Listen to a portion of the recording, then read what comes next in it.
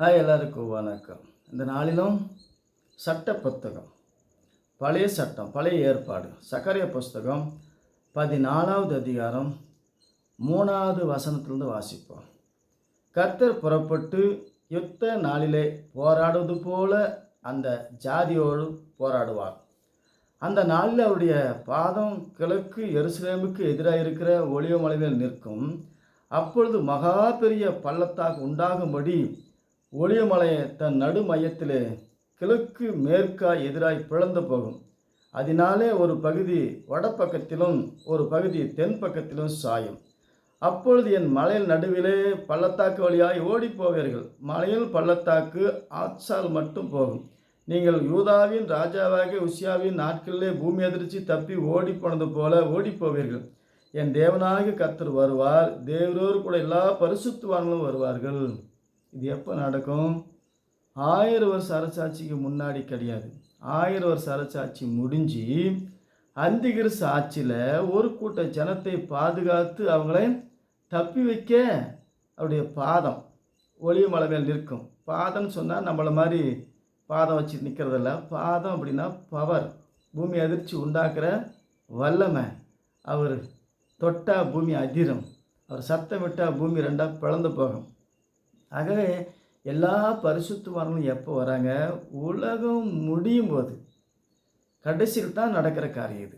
ஆகவே யுத்த நாளில் போராடுவது போல, எப்படி இயேசு எம்ஜிஆர் மாதிரி டிஷ்யூன்னு போராடுவாரா? அதெல்லாம் கிடையாது.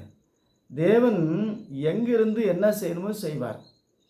தேவன் அதிசயமாய் யுத்தத்தில் தன்னுடைய சித்தத்தை எப்படி செய்யணுமோ செய்வார். சத்துருக்களை எப்படி ஜெயிக்கணுமோ ஜெயிக்க வைப்பார். எப்படி பார்வோனுக்கு தப்பி ஜனங்க வந்து செங்கடலை ரெண்டாய் பிளந்து அந்த வழியாக கடந்து போனாங்க. பார்வோனும் பின்னாடி வந்து அதில் மடிஞ்சு போனான்.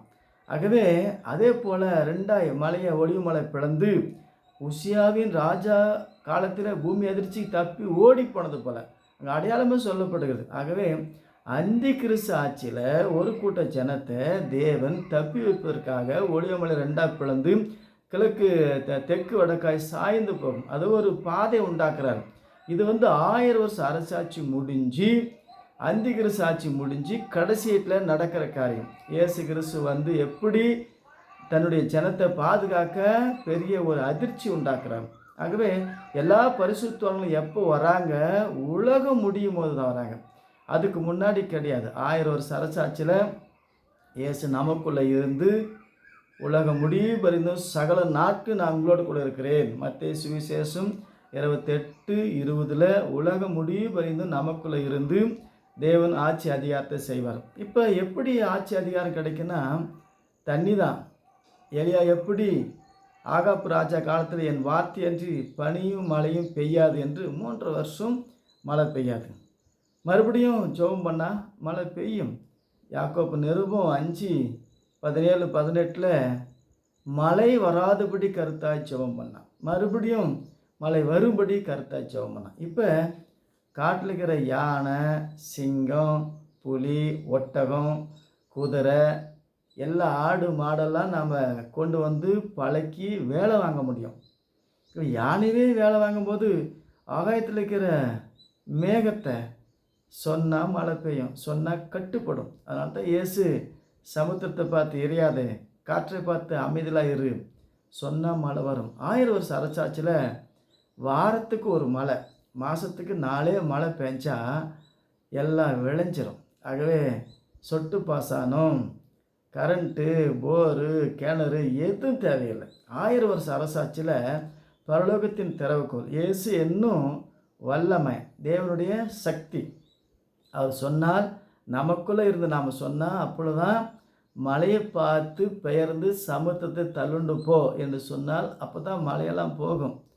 எப்படி சஞ்சு மலையை தூக்கிட்டு போன மாதிரி அனுமார், அந்த மாதிரியெல்லாம் நடக்கும். அதெல்லாம் வாய்ப்பு உண்டு.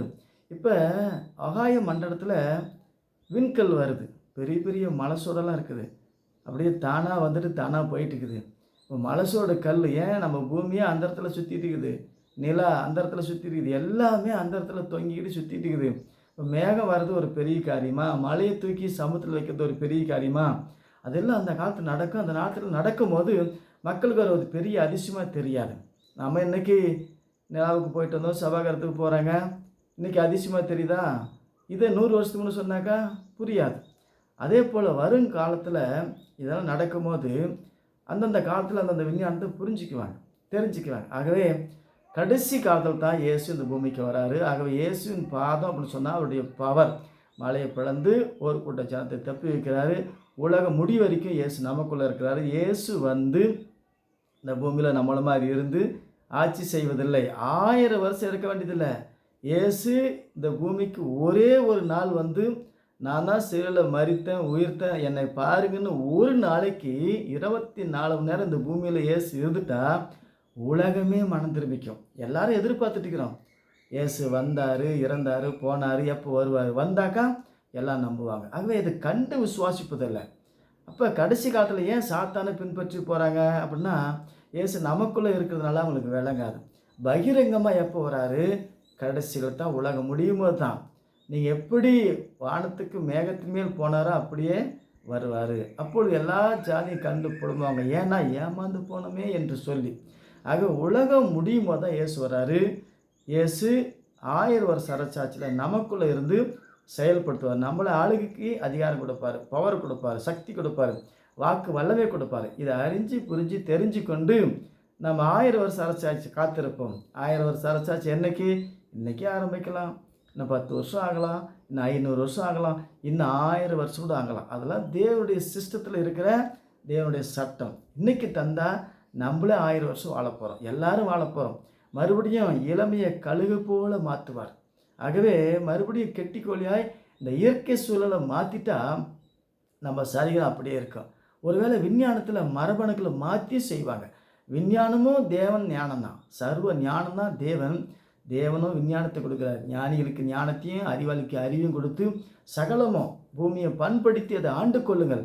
நம்மளே பண்படுத்தணும். ஏற்கனவே பாவத்தை செஞ்சு பொன்னான அந்த மனுஷனுக்கு மறுபடியும் பொன்னாய் மாற்ற நாம் பண்படுத்தணும். நம்ம வேலையும் உண்டு, தேவனும் செய்வார். எல்லாம் செய்யும் போது அதை விளங்கிக் கொள்வோம்.